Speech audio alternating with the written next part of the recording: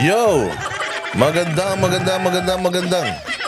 hapon, tanghali, gabi sa lahat ng mga nanonood.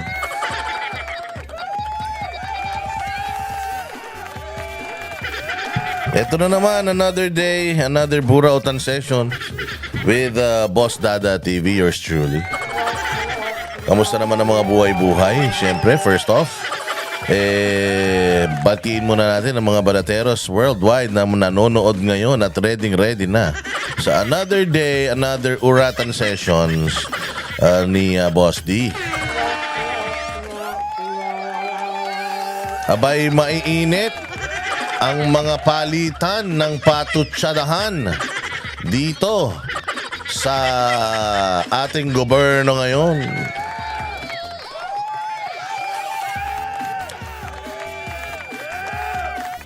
Napanood nyo na ba yung diss track ni Banat Bay dun sa bagong aso ng ating bagong aso ng gobyerno?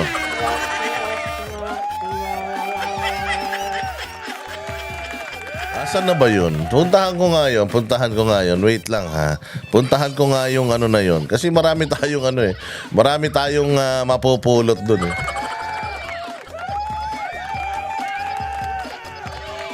Marami tayong mapupulot doon sa ano na to eh. Marami tayong mapupulot dito sa video na to ni Banat Bay. Diyos ko po. Etong ano natin eh, itong ating bagong PCO. Itong ating bagong PCO officer, parang asong ulol. Putang ina niyan, talaga naman. Kagat ng kagat. Pero wag ka mag-alala. Claire Castro, ito na ang pinakamalaking pagkakamali mo sa buhay mo. Yon ay ang tumanggap ka ng taxpayers' money bilang iyong sweldo dahil pukin ang ina mo. Sigurado ako araw-arawin namin lahat ng kabubuhang statement mo sa pagtatanggol mo sa mga kawatan sa gobyerno. Punyeta ka. Kaya humanda ka. Dahil siguradong araw-araw, kailangan galingan mo yung mga speeches mo. Kailangan galingan mo yung mga patutsyada mo. Dahil kung inilagay ka dyan ni Bongbong Marcos para gamiting pampigil sa totoong mga issues ng bayan, nagkakamali ka. Kahit gaano kaanghang ang bunganga mo, putang ina, hindi makakalimutan ng taong bayan na mga magnanakaw, yung mga putang inang pinagtatanggol mo dyan sa Malacanang. Huwag kang mag-alala. Sabi ko nga, 'di ba? Ang sarap-sarap ng buhay ng mga vlogger. Bakit? You just pay your taxes and then what? After that, you have the right na to criticize these people who are earning from your taxes. So ang sarap na ikaw ay isang vlogger tapos bumabatikos ka sa mga kawatan sa gobyerno. Ang sarap nung ganun. Putang ina niyan. Kaya nga marami nagsasabi sa amin eh, Boss Dada, Banat Bay, Coach Oli, ba't kaya hindi kayo tumakbo sa politika? Sabi ko, that's not for me. And I don't like. Why? Ang sarap ng buhay mo. Binabatikos mo yung mga politiko. Tapos gusto mo magpolitiko para batikusin ka ng mga hindi politiko. Tanga na lang ang gagawa nun. Katulad nito ni Claire. Napakatanga. Sa sobrang tanga. Putang ina, alam nyo ba na yung PCO na yan, naparami nang nagpalit-palit na ng mga tao dyan. Alam mo kung bakit? Bulok eh.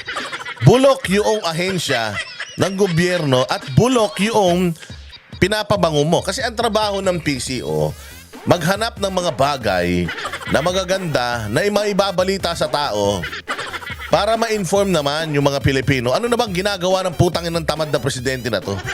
Ganon ang trabaho ng PCO. Ito ang ginawa natin, nakatid tayo ng tulong sa ganito, may tulay na binuksan, may ilog na hinukay, ganyan. O meron ganito, may ganyan. Maghahanap ka. Ang PTV, 10 ng PCO, sila po yung supposedly nagbibigay ng magandang mga gawain ng gobyerno natin para ang mga tao ay hindi bulag. Hindi sila, saan ba napupunta yung pera namin? Ganun. Yun ang trabaho ng PCO. Sa dinami-dami na ng mga dumaan na mga PCO officers, USEC, ASEC, secretary, putangin na niyan, ang dami nang nawalang tao dyan, wala man na ipakitang maganda. Kahit isa na nagawa ni Bongbong Marcos sa bayang Pilipinas. Kaya ngayon, kumuha na lang sila ng putyo-putyo.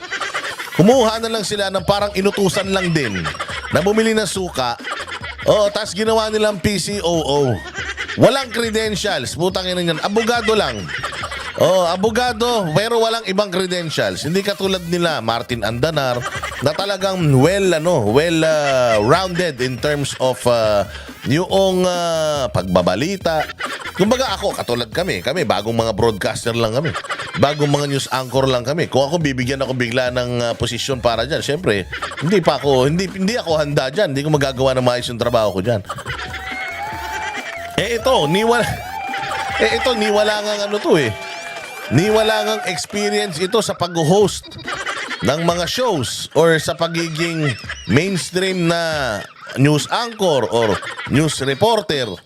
Tapos nilagay mo as communications chief, as ASEC, USEC, sa Office of Presidential Communications Office. Anong i-communicate ng tangan to? Hindi ba? Vlogger lang din naman ito. Well, wag mo maliitin ang vlogger. Boss Dato, vlogger ka din. Pero hindi ako taga-gobyerno. Hindi ako magtatrabaho sa gobyerno. I can classify myself as more truthful than mainstream media.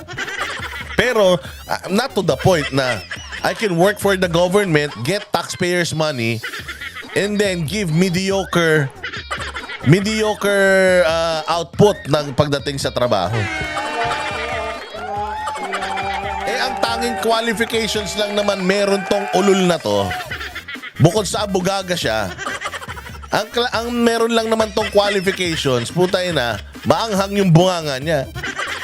Kung sa anghang lang ng bunganga, mas marami maanghang ang bunganga dito. Sana yun lang kinuha nyo.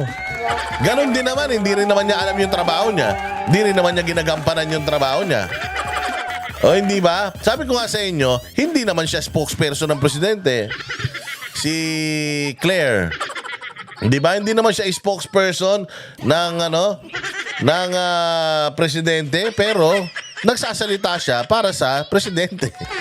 Tanginan niyo. Ang dami niyong mga tanga. Ito mga congressman, ito sila Congressman Adjong, itong sila, sino ba to? Sa La Union, putang ina, salita rin sila ng salita para sa presidente. Di naman sila spokesperson ng presidente. Ito si Bersamin, tanggol ng tanggol sa presidente. Hindi naman niya trabaho yung magtanggol sa presidente. Executive secretary nga eh. Ayusin mo yung schedule ng bata mo. Pag natutulog siya, gisingin mo para magtrabaho, ganun. Eto naman ngayon, Claire Castro, putang ina niya. Proud siya sa sarili niya. Na sagot siya ng sagot kahit hindi naman kailangan. Mantakin mo unang araw niya, sabi niya, first day ko, oath taking pa lang sana yan.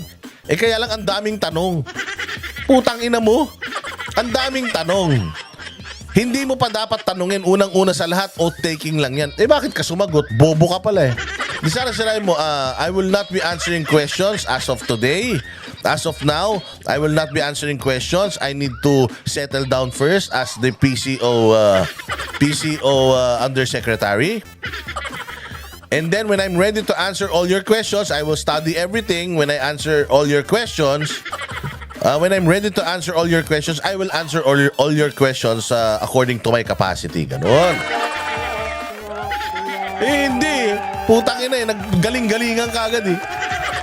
Ano masasabi mo yung tungkol sa speech ni Marcos na inubos na yung ginto? Wala namang kinalaman ng presidente sa ginto. Gago. Pwede ba yun? Putang ina mo. Lahat na nangyayari sa Pilipinas may kinalaman presidente. Tanga. Gago. Sinasabi niya, wala daw kinalaman ang presidente ng Pilipinas sa pagbibenta ng ginto ng BSP. Nung tinanong siya, sa tingin mo ba, gano'n na karami yung binenta ng BSP? Ay, wala pa akong datos. Pero kung gusto nyo, hihingi tayo ng das. Putang ina mo. Wala ka palang datos eh. Salita ka ng salita. tungkol sa issue ng BSP pagbibenta ng ginto kung di ka ba naman tanga. O di sana ang ginawa mo, pagdating dyan sa BSP, sa ginto, kung may kinalaman ba ang presidente, sa tingin ko naman, hindi naman nakikialam ang presidente sa mga ganyan. Pero wag kayong mag-alala. I will look at everything. I will study everything and I will give you a proper answer. Ganun sana kung di mo alam yung sagot. Putangin na, tinanong siya kung meron kang datos, kung ilan. Wala. Pero pag tinanong mo kung ilan ang namatay noong panahon ng war on drugs, puta alam niya. Alam mo kung bakit? Kasi puta yun lang talaga trabaho niya. Ang trabaho ng tarantadan to, sisihin ang mga Duterte sa lahat na nangyayari sa bayang Pilipinas. Which is again, Claire, hindi yan ang trabaho mo. Pinapasweldo ka ng mga tao para naman putangin ng busugin mo kami ng impormasyon patungkol sa ginagawa ng amo mong tamad. Aabangan namin yan, Claire, hindi lang puro sagot ka ng sagot sa mga patutsada ng mga Duterte. Meron tayong karapatan sa malayang pagpapahayag. Pero ikaw bilang isang kawani ng gobyerno, gawin mo lang yung trabaho mo. Wala ka ng karapatang gawin yung iba. Pinapasweldo ka ng taong bayan para gawin mo yung trabaho mo. And that is maghanap ng magandang mga bagay na ginagawa ng amo mong may saltik.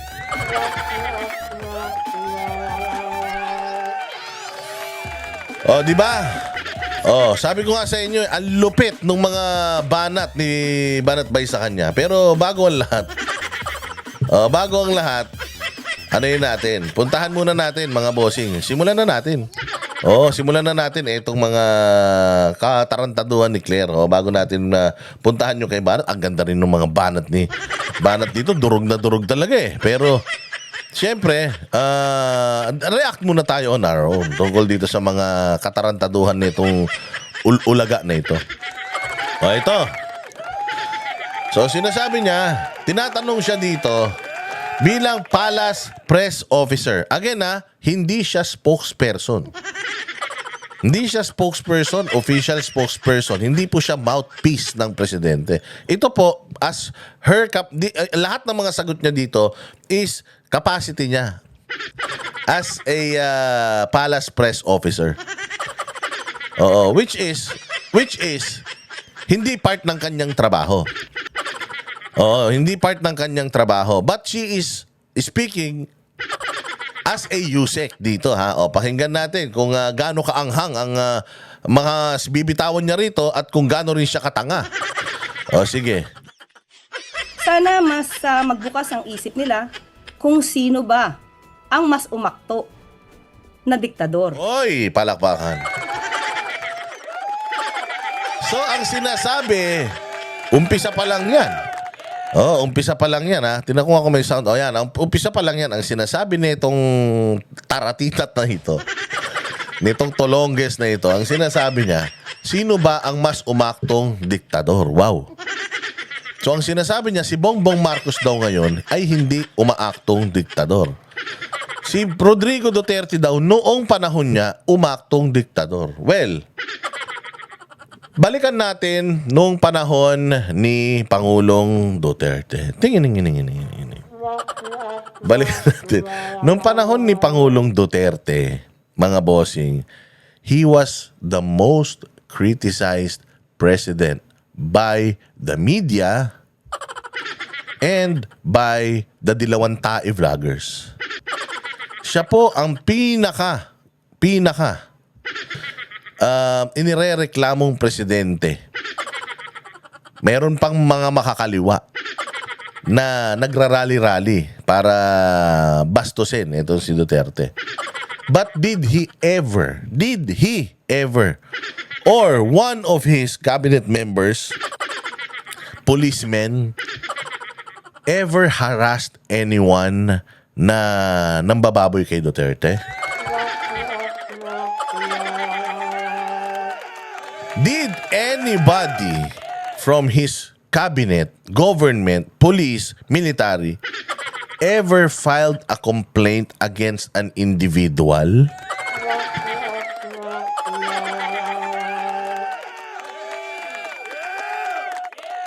Diba? Did he imprisoned somebody nang walang due process?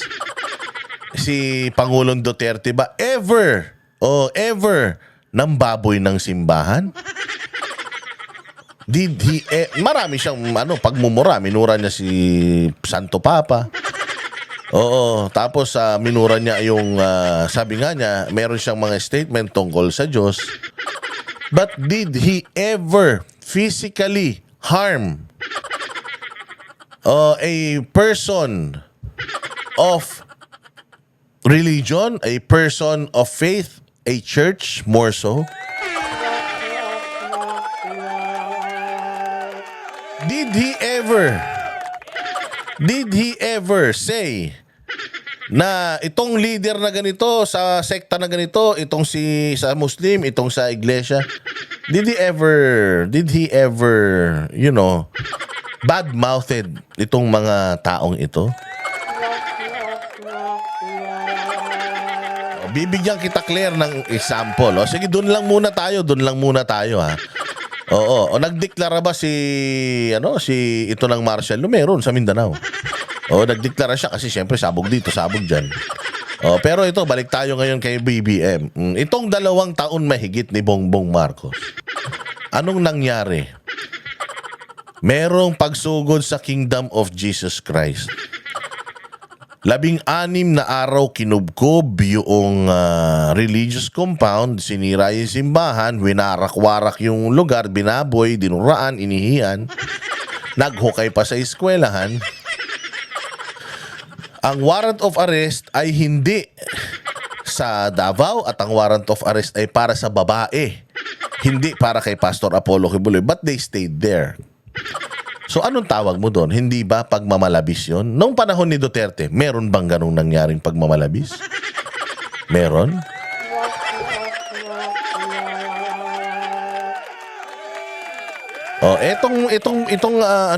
Itong administrasyon na to, yung mga people of faith, yung mga simbahan, anong tinatawag nila sa mga simbahan na to? Kulto. Hindi naman sa hindi naman sa pagja-judge. Kasama din ng yung Senior Aguila sa ipinakulong ng administrasyon natin. May kanya-kanya tayong paniniwala. May mga kanya-kanya tayong religious belief. Your religious belief is as good as my religious belief. Bakit hindi natin kayang irespeto yun? Bakit itong mga tao na nanahimik sa isang isla, namumuhay sila, masaya naman sila, bakit natin pakikialaman kung okay naman sila? Wala namang kasong isinampas sa kanila, napatunayan na pumatay sila ng mga tao at kung ano-ano. Gumagawa lang naman ng istorya si Risa Ontiveros. Pero nangyari yan lahat sa administrasyon ni Bongbong unang 2 taon. Ano pa? Kalayaan sa malayang pagpapahayag. Sasabihin nyo na naman, bakit si Duterte tinanggal yung prangkisa ng ABS-CBN? Tanga. Ang prangkisa ng ABS-CBN nag-expire.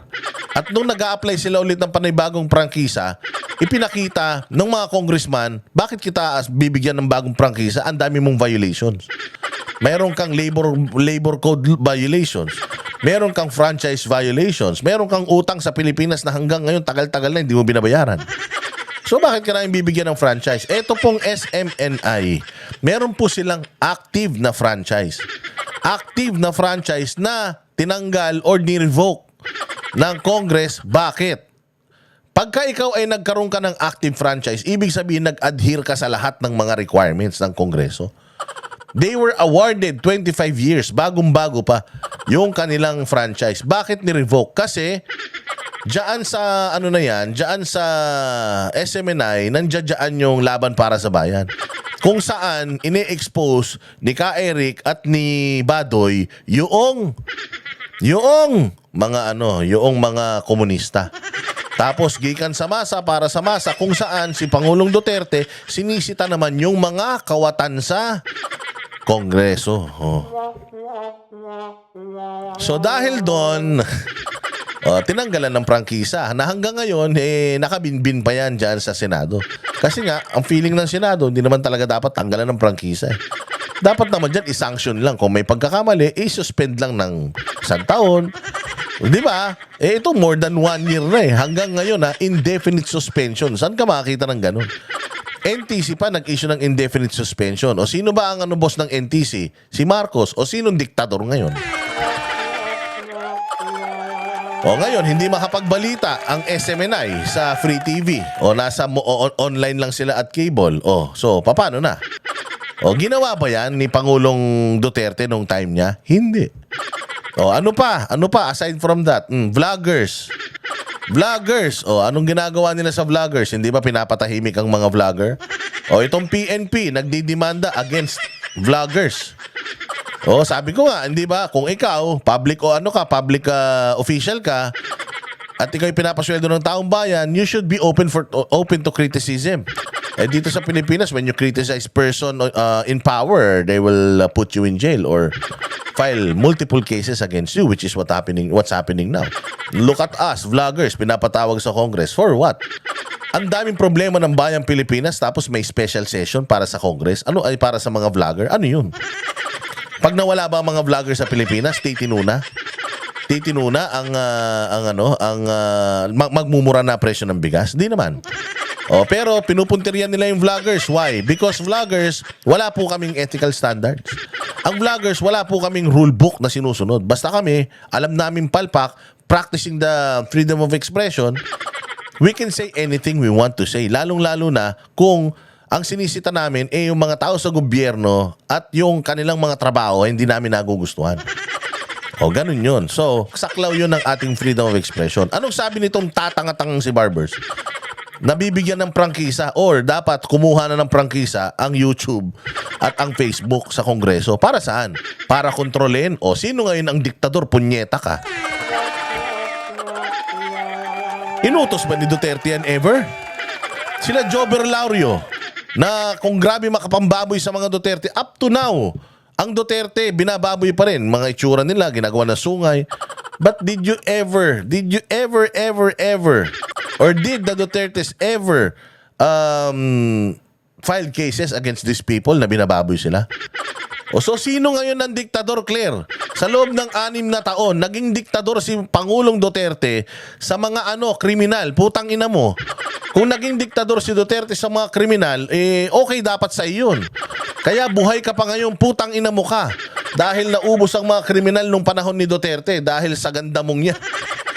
Oo, baka isa ka na sa mga naging biktima ng krimen. O baka naman galit ka, Claire.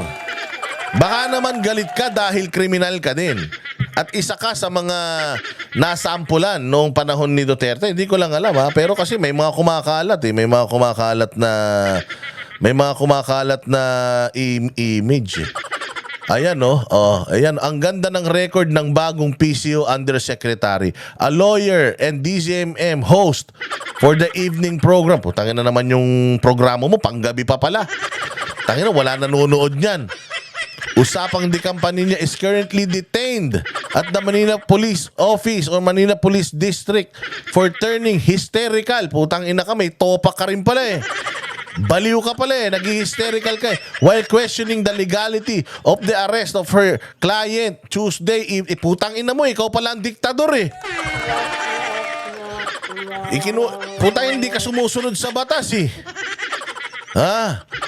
Hinuli yung kliyente mo baka may kaso. Tapos nag-hysterical ka, nagalit-galit ka.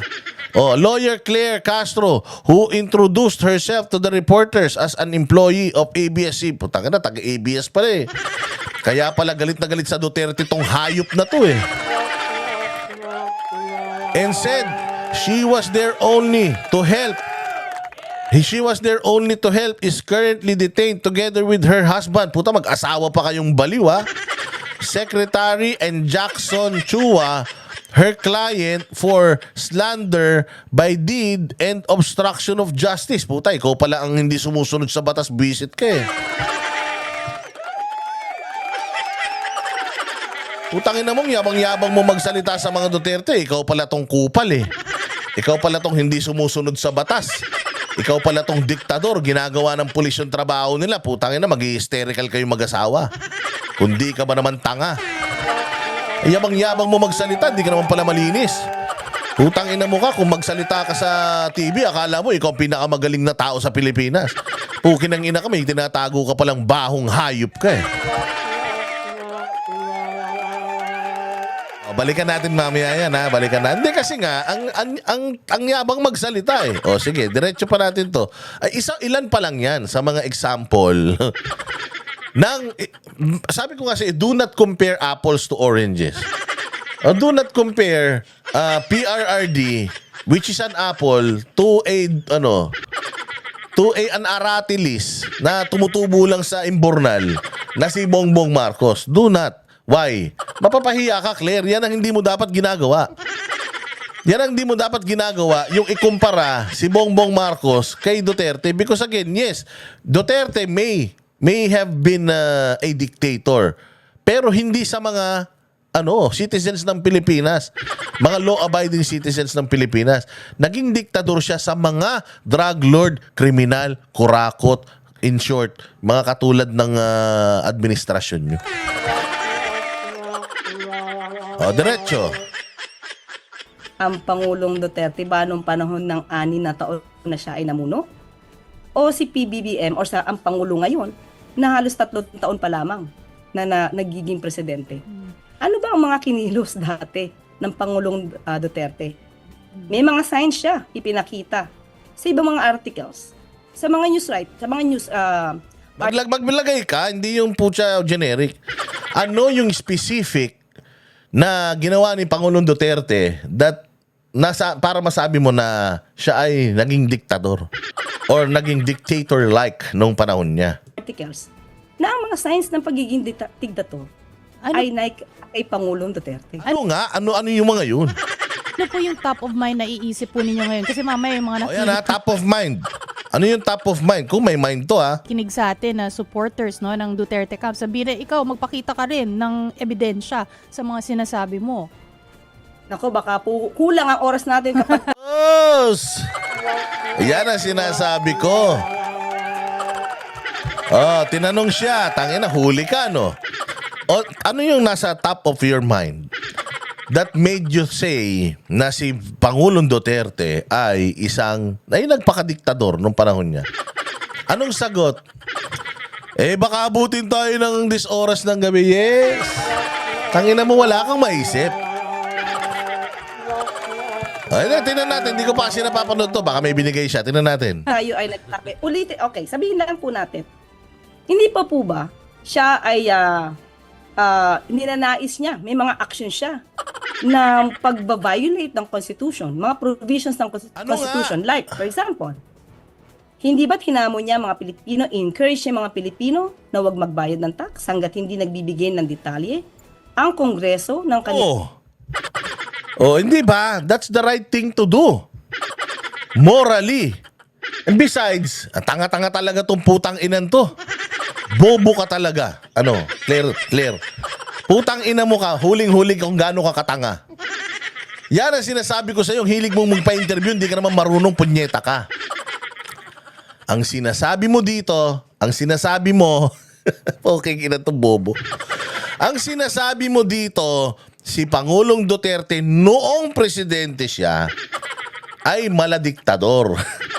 Ngayon, putang ina ka, kinulong ka ngayon nung mga nag-interview sa'yo.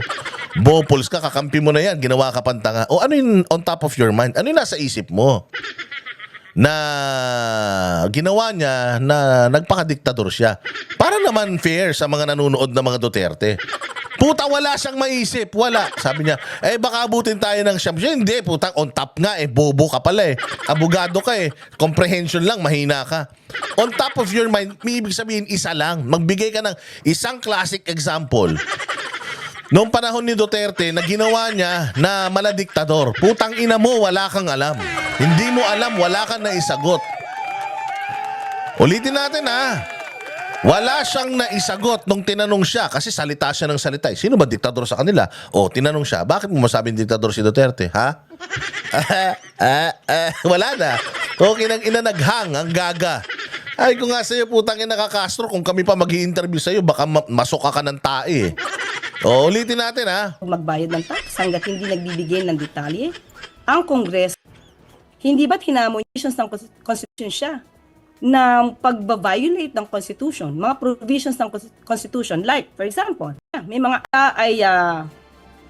okay, sabihin lang po na lang ang oras natin. Sabi mo, Nako, baka po kulang ang oras natin kapag tayo Ito ebidensya sa mga nakikinig sa atin na supporters no ng Duterte camp. Sabihin na ikaw magpakita ka rin ng ebidensya sa mga sinasabi mo. Puta, natawa siya. Tangina, wala siya ebidensya. Tangina nyo, gago kayo talaga. Tangina nyo tatlo.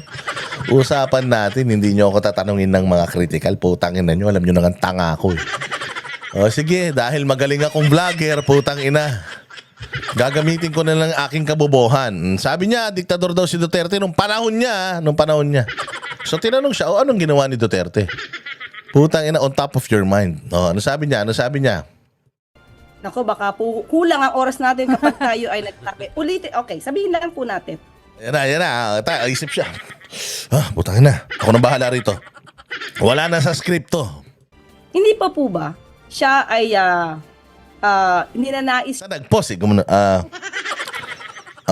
siya, nag-post. Puta, nag-isip. Tingnan nyo kung anong inabot ng isip ng isang abogadang tanga. niya, may mga action siya na pagba-violate ng Constitution. Ano yun? Mga provisions ng Constitution. Ano Like, yun? for example, Sample. hindi ba't hinamon niya mga Pilipino, encourage niya mga Pilipino na huwag magbayad ng tax hanggat hindi nagbibigay ng detalye ang Kongreso ng kanilang mga ginastos? Ay, putang ina mo, bobo. Tanga, inutil, hudas. Tanga, inutil, hudas, abnoy. Putang ina mo ka. Nung sinabi ni Duterte yan, hindi na siya presidente ng Pilipinas. Ang tanong sa'yo, since ikaw naman ang bida-bida na sinasabi mong mas diktador si Duterte kay Bongbong nung panahon ng siya'y presidente, nung tinanong ka kung ano yung diktador na bagay na ginawa niya, ang sinabi mo, walay, ito. Hinamon niya ang mga Pilipino, in-encourage niya ang mga Pilipino na lumabag sa batas. Ano yun? Na wag magbayad ng buwis. Tama ba naman yun? Nasa batas ang pagbabayad ng buwis, tapos i-encourage mo na wag magbayad ng buwis dahil lang hinahantay mong sumagot yung mga congressman kung saan nila dinadala yung kanilang mga pera ng gobyerno.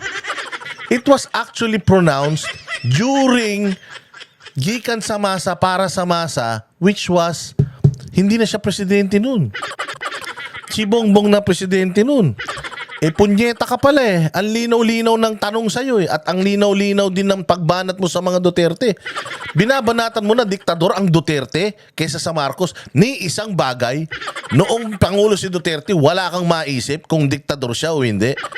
Tapos ang naisip mo pa is yung recently, na pronouncement ni Duterte, wag magbayad ng buwis dahil putang ina yung mga congressman na yan, ninanakaw lang yung pera. Gago, bobo, tanga, inutil. Kung kay Pangulong Duterte nga, wala kang maisip na pangit na ginawa noong panahon niya, anong maiisip mong magandang ginawa ni Marcos ngayon para sasabihin mo sa mga Pilipino? Yun ang trabaho mo, maghanap na magandang ginagawa si Bongbong. Para sabihin sa mga tao, kumbinsin yung mga tao na hindi magaling si Bongbong, ito yung mga ginagawa niya. Masipag si Bongbong, ito yung mga natapos na niya. Yun ang trabaho mo putangin na ka kasi. Pa-interview ka ng pa-interview bilang isang anti-Duterte. Kaya ayan, nagkakamali ka tuloy. Magagaling yung mga nagtanong. Anong mabibigay mong ginawa ni Duterte? Noong siya'y presidente na maladiktador, wala siyang naisip kahit isa. Tanginan to, tanga. Tama po ba yon? Pangalawa, hindi ba't binalak niya na ihiwalay ang Mindanao sa Pilipinas? Ay, putang ina ka talaga Bobo ka talaga Nagbigay ka na ng isang bobong example, nagbigay ka pa ng pangalawa. Okay nang ina, ganun ka abnoy may. Pantakin mo hindi na presidente si Duterte nung sinabi niya maghiwalay ang Mindanao at saka ang Luzon, Visayas sa Pilipinas. Bobo tong putang inan to Ewan ko ba't tangina talaga. Bongbong Marcos, consistent ka. Lahat ng magagaling, tinanggal mo, pinalit mo, lahat puro tanga. Puro tanga. Sa bagay, ang dali nga naman magtanggol sa isang tanga. Kung tanga ka din.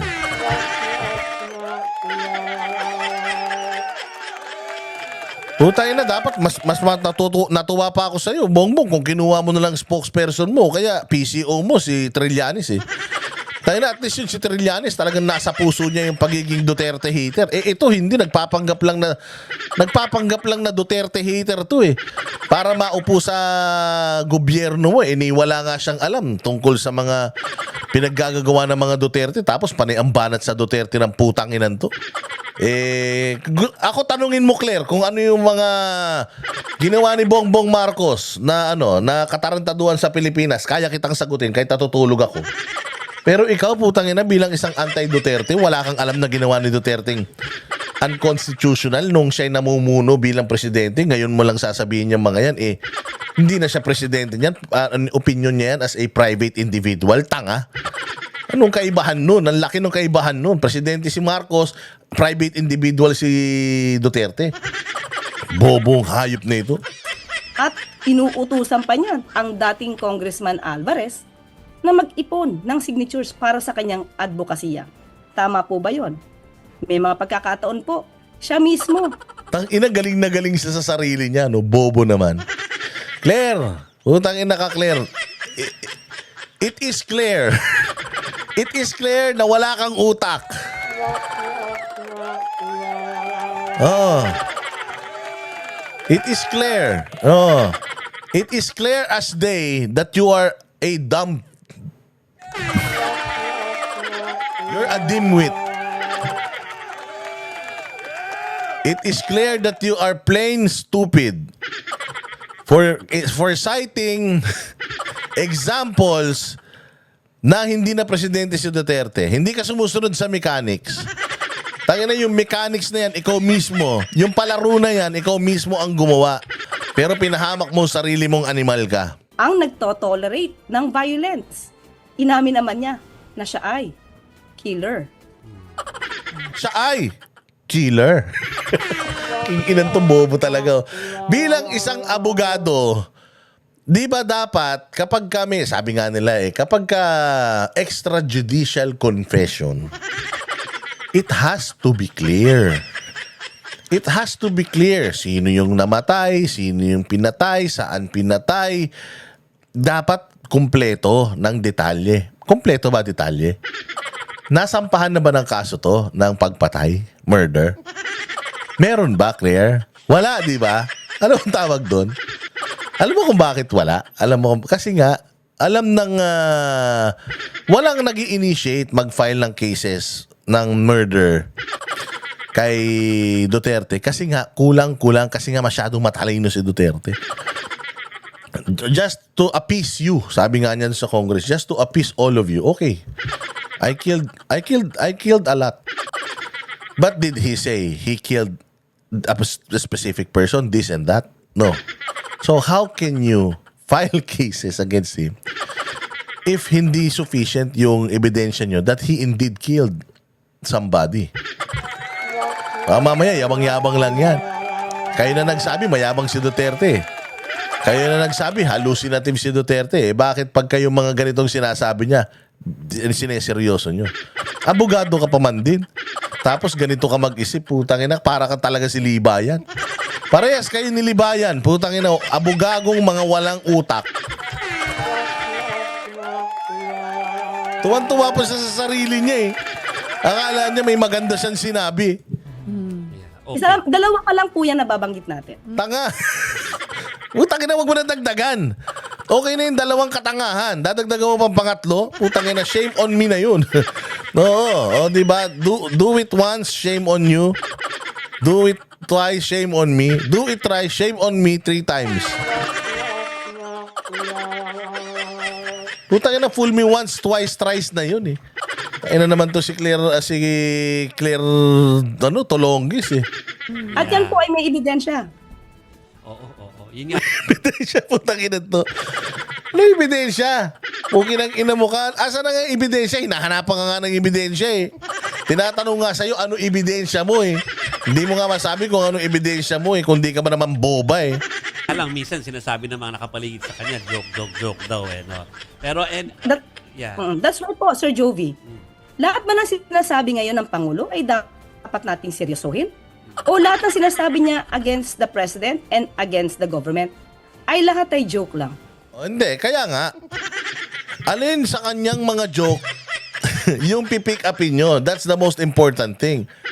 Because if nangangapa kayo kay Pangulong Duterte, then you should have the morals to ask Bongbong Marcos to undergo drug test, hair follicle testing. Why?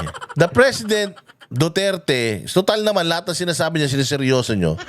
The ex-President Duterte told the people that we have indeed a bangag president. Oh, so how can you prove that your president is not bangag? Oh, magpa-hair follicle drug test na, which recently he denied doing. Why?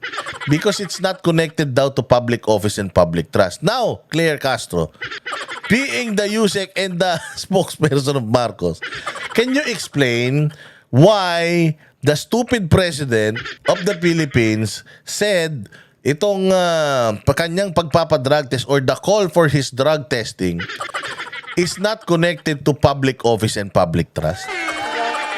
Do you also believe that the Filipino people's clamor or call for the sitting president's drug test is not connected to public office and public trust? If that is the case, then you know what to do. Tang-inan to. Walang alam. Pucha, sabi ko nga sa inyo, buti na lang di ako naging abogado. Claire Castro, kung ako naging abogado, kawawa ka sa akin. Oo, ngayon pa lang, di pa nga ako abogado eh. Pucha, nagmumukha ka ng tanga eh sa mga pinagsasasabi mo dyan eh. O, ito pa isang statement niya. Sabi ko nga sa inyo, it is clear as day that this person was hired not to look for something pleasant na ginagawa nitong presidente natin, but to look and to protect Bongbong Marcos from yung bunganga ng mga Duterte supporters. Katulad ni Boss Dada, yung bunganga ni Boss Dada. Kaya protektahan lang si Bongbong mula dito sa galit ng publiko, lalo na sa galit ng mga Duterte sa mga nangyayari sa bahay ngayon. Yun lang gagawin nito, kakahol lang ng kakahol, kakagat lang to kahit walang talim. Kahit walang pangil to dahil wala ngang utak eh, paano magkakapangil yan? So walang pangil yung mga batikos nito. Ito maganda na to, maganda tong isang example na to . Kasi si Basti Duterte nagbigay siya ng kanyang statement na itong EDSA Revolution, kasi kahapon ang anniversary ng EDSA, so People Power Revolution. So marami naman mga tao nagbibigay ng kanilang mga mga statement. Kung halimbawa ikaw, Claire, magbigay ka ng statement tungkol dito sa People Power, putangin na mo, hindi namin babasahin, wala kaming pakialam sa'yo. Kahit USEC ka, wala kaming pakialam sa'yo eh. Pero ang isang taong importante such as Mayor Basti Duterte, which is a very influential and very successful in making Davao greater than first class city dito sa Pilipinas. It's his prerogative to give advice to his constituents and the Filipino people regarding, paalala lang dito sa EDSA Revolution. So maganda naman yun. Wala siyang binatikos doon. Wala siyang binatikos doon sa sa kanyang message to the people commemorating or remembering EDSA Revolution. Sana hindi tayo makalimot sa kung ano talaga ang totoong diwa ng EDSA Revolution. We were fooled before, blah blah blah, and so on and so forth. Akala kasi nitong mga putang inang defender ni Bongbong, akala nila na every time the Duterte speaks, akala nila patama sa kanila. Problema nyo yan. Ayusin nyo yung trabaho nyo kasi para hindi kayo praning. Masyado kayong praning. Mga sabog ba kayo?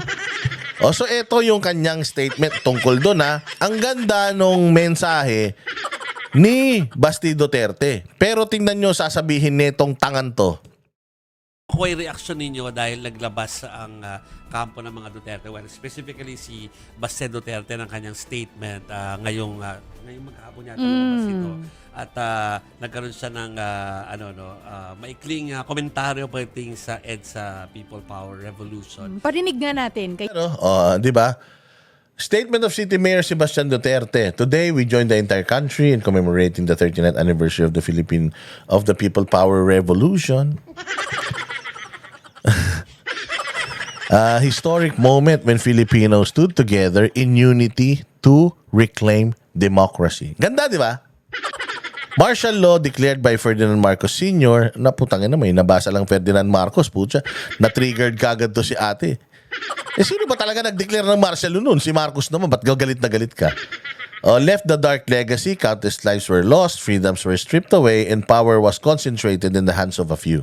As we remember those who suffered and fought for our liberties, we must remain vigilant, especially now, when the threat of authoritarian rule once again looms over our nation. Pucha, guilty kagad siya. Wala namang pinangalanan dito. Diba? Pwede namang itong statement na to ni Baste is for the congressman, for the senators, or for example, mga kalaban niya sa politika. Diba? O sige, diretso pa natin to para natin. Ang ganda naman ng mensahe nito. Ang well-constructed nga. Kay Yusek. Parinig natin, Oo, meron ba ito. tayo? Hindi, ito, babasa- Na people power was more than just a revolution. It was a testament to the collective strength of the Filipino people in demanding truth, justice, and accountability. It is also a reminder that we must remain united against any form of oppression. What's wrong with that? Ba't nagagalit ka dito, Claire? Are you saying that your boss is an oppressive leader? Oo, kasi if I'm gonna read this, and if I'm coming from Adilawan, who's gonna read this, I would just say, well-constructed, on point, wala siyang binabanatan. So, all in all, I'll give it an 8. O, di ba? Let us honor its legacy by ensuring that history is never distorted or our rights are never trampled upon and our democracy remains intact for future generations. May the darkest times in our history never happen again. Question. When you say, may the darkest time of our history never happen again, is that something negative? Is it something positive? As far as I can see, this letter is approved to me. Sa akin to, okay to. Maganda. Pinapaintindi niya na ngayong araw na to, alalahanin natin lahat ng mga lumaban para magkaroon tayo ng demokrasya at huwag tayong pumayag na bumalik tayo sa mga kasamaang dulot ng diktadurya. Maganda. Diba? Pero tingnan niyo sasabihin ni Tanga. Sahin ko. Yung dulo. Oo. Ito, Yusek, no? Sabi, testament to the collective in demanding truth, just reminder that we must remain united against any form. May the darkest times in our history never happen again. Ayan na, ito na yung comment niya. Initial comment, galing to sa top of her mind. This is what's on top of her mind. Yan, ang sinabi ni Baste. Kaya alamin, Tawa siya. Bakit ano nakakatawa dun? Putang ina mo, Claire. Tawa ka ng tawa, gusto mo bang mag-asawa? Ganyan sabi ng lola ko, hoy, tawa ka ng tawa, siguro gusto mo mag-asawa. Tanginan to, baliw ba to? Anong nakakatawa dun? Anong comedy dun? Okay nang inan to, lakas ng topak na ito, no? Sige. Magmamata pobre to, magmamata pobre. binring up ito, Yusek Claire, kasi ilang days ago lang, nagparinig yung father tungkol Tatay. dun sa tungkol sa, sinagot nyo naman na yun, yung tungkol sa Leaning possibility towards ng dictatorship. Kasi ito hindi talaga kasi nila naintindihan eh. Looming towards dictatorship. Judging by the first 3 years in office, I'd say there's a looming, parang nagbabadya, parang makulimlim, parang uulan. May ganon, di ba? All people can gauge that. All people can say that. They can be wrong, they can be right. Who knows? Only the future tells, sabi nga. Oo, pero puta ina, hindi ka dapat masaktan doon. Unang-una sa lahat, kung sa tingin mo, you are doing the right thing. You're not gonna be, alam mo yun, yung distracted by yung mga ganitong klase ng statement. But, dahil check na check ng mga Duterte lahat ng mga kahayupan ng mga nasa gobyerno, at pikon na pikon sila kasi on point si Duterte, pag sinabi niya nagkakatotoo, utangin na gigil etong mga gagong to. O, pakinggan natin sasabihin niya tungkol dito sa napakaganda namang statement ni Baste. Dictatorship and pag-extend ng kanilang pananatili sa pwesto. Na kaya nakakatuwa naman, nabanggitin niya yung darkest times. Kailan pa ba siya naging concern kaya? Oh, putang ina. So, ang isang Basti Duterte, hindi niya pwedeng banggitin yung darkest times? So, sinong diktador? Ikaw nga, hindi ka pa presidente, diktador ka na eh. So, ano yung darkest times? Sino may-ari nung? Kayo lang. Talagang mga Marcos ang may-ari ng darkest times. At kailangan niyang banggitin yun. Kasi kahapon is a remembrance. Kahapon po yung araw, remembering the darkest times na ginawa nung kanyang tatay. So sabi ko nga sa'yo, lahat ng Pilipino dapat talaga alalahanin yung EDSA Revolution kahapon bilang isang alalahanin na nga, paalala pa, bilang isang pag-alala sa mga nakaraang para magkaroon ka ng idea kung ano yung future, kailangan mong balikan kung ano yung nangyari nung nakaraan. At kapag ayaw mo nang mangyari yun, and then, yung future natin is bright. So, if a Baste Duterte being a mayor, reminding his constituents and the Filipinos na let us remember today, blah, blah, blah, that this history won't happen again. Hindi ba dapat ikaw, actually para rin sa'yo to eh. Di ba dapat ikaw masaya ka na ang isang Duterte bilang sinasabi nyo na oppressive, matatapang, mga agresibo, di ba maganda na naririnig mo to sa isang tao na sinisiraan ninyo, sinasabi ninyong hindi lumalabag sa batas? Ay sinasabi ninyong mga lumalabag sa karapatang pantao? Hindi ba maganda na narinig mo, hay salamat si Baste Duterte, makatao pala siya, he loves democracy. And he doesn't want those darkest times to happen again. Di ba dapat matuwa ka? Pero ba't galit na galit ka? Eh, ang ganda naman nung mensahe nitong letter na to. Nitong statement na to ni Baste. Crush mo ba si Baste? Putang ina. So, ano to? Lahat ng sasabihin ng mga Duterte, kahit maayos, pangit sa inyo? O, basta putang ina ninyo ha. Pagka may sinasabi kayo at pangit sa amin, walang magre-reklamo ha. O, kasi kayo din naman. Lahat naman ang sinabi ng mga Duterte, mabuti maganda, pangit sa inyo. Sa EDSA People Power. Darkest times talaga pa ang description niya. Well, anyway, Ultimong siya, wala siyang mahanap na mali. But he has to find something bad about this. He has to say something negative for the Dutertes or to the Dutertes regarding this. Again ikut-ikutin natin. Kunyari dilawan ka, basahin mo to. Is there something wrong with this letter? Kunyari loyalista nga ka, basahin mo to. Huwag mong isipin na galing kay Baste Duterte to. Ano ba to? Pangit ba o maganda yung mensahe? Diba? Okay yung mensahe. Kaya nga, hirap na hirap si ate na papangitin yung mensahe because it was well constructed. It was constructed, pasok na pasok doon sa kino-commemorate dyan sa EDSA. So, what is wrong? Wala siyang makitang mali, but he has to say something bad. Ganyan ang trabaho ni Claire. Kaya siya kinuha ni Bongbong Marcos para hanapan ng mali yung mga Duterte at ipamuka sa mga tao sa media na ang mga Duterte ay masasamang tao. So, ang credentials nga lang niya, sabi ko nga sa inyo, hindi nga importante na abogado siya eh. I don't think Bongbong Marcos considered her as a USEC because she's a lawyer. I think ang consideration ng Marcos administration into hiring this piece of shit is because she's a piece of shit.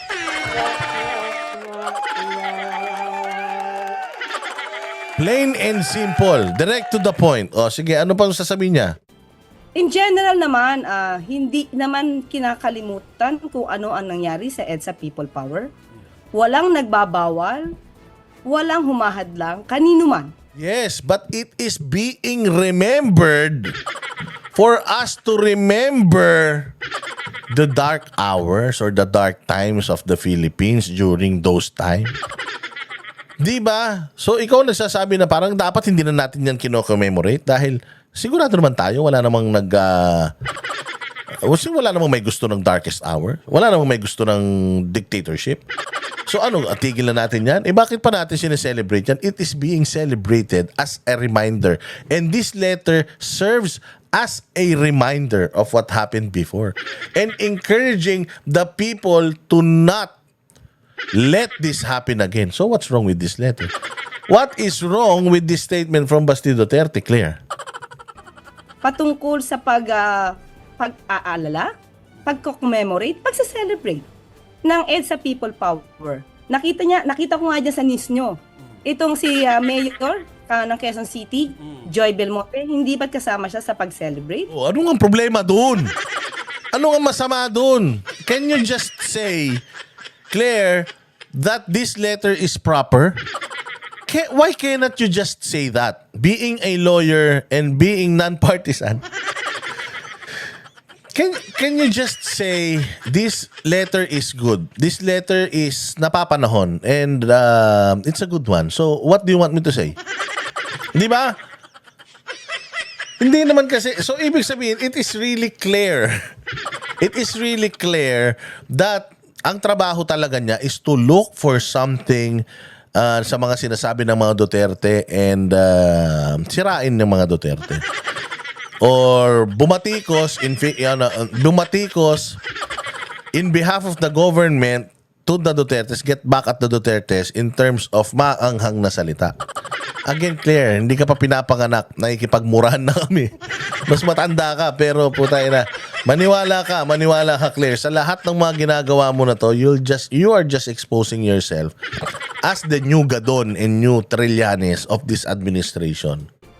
May nagbawal ba? Walang pagbabawal dito, kaya imposible. Wala ngang bawal, putang ina mo.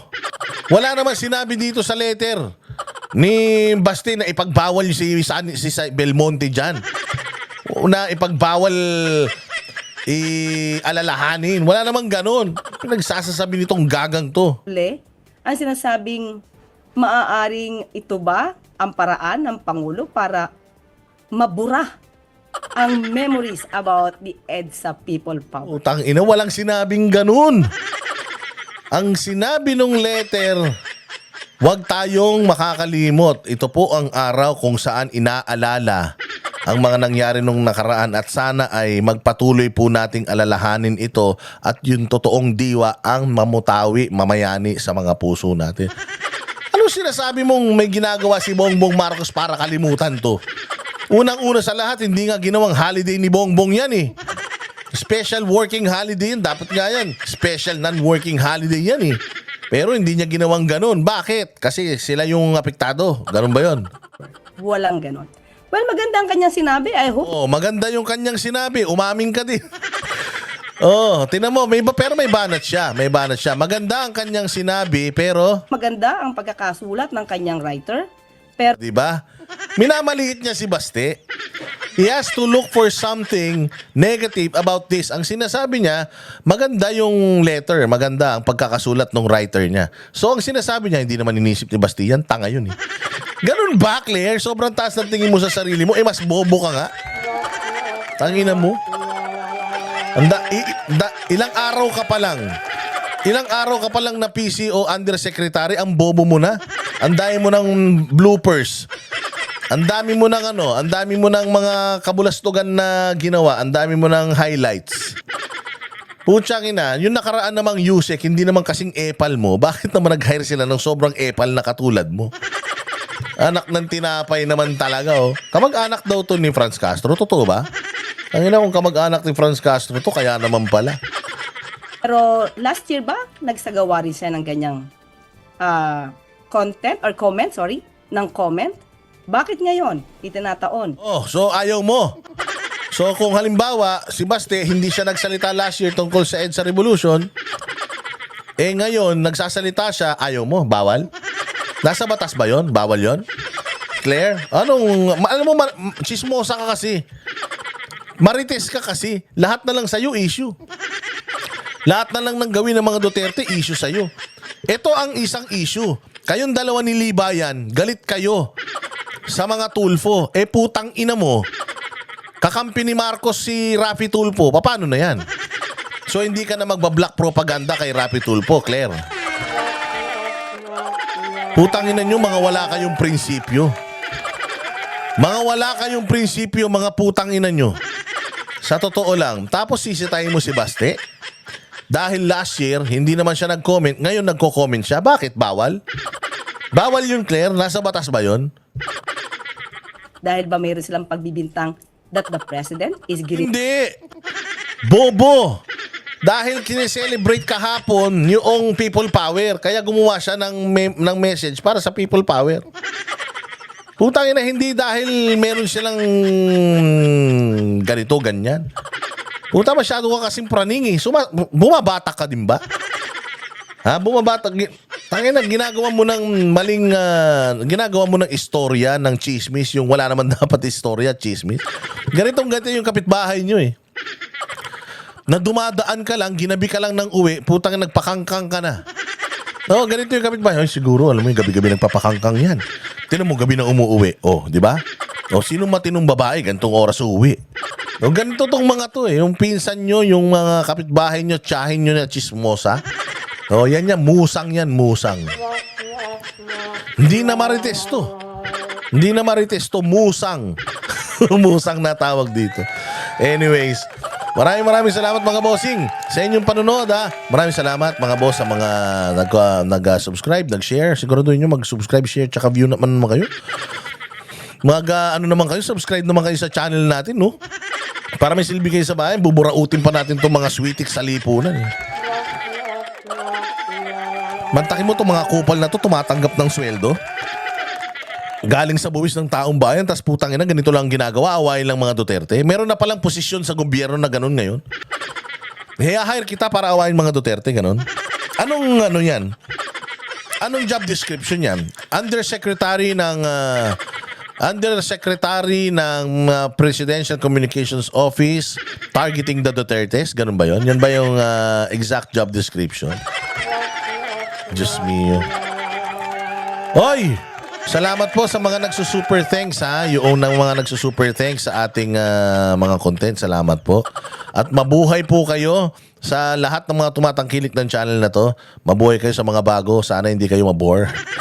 At magkita-kita po tayo ulit hanggang sa susunod nating vlog. Adios mga amigos. Kami ang boses ng masa, hindi natatakot. Katotohanan lang, di kami nalulunod. Walang bahid ng sismis, lahat ay totoo. Kahit sino ka pa, pag mali ka babanatan ka. Walang pinipili kulay, wala kaming kinikilingan. Basta para sa bayan, kami lalaban. Pagdama palakpakan, pag mali banatan. Di matitinag, di matatakot, para sa bayan tuloy ang sigaw. Sa harap ng kamera, walang halong takot. Mga baluktot, lahat kayo'y tutumba. Ang hustisya at totoo, yun lang ang mahalaga. Kahit sinong harang, di kami matitinag. Walang pinipili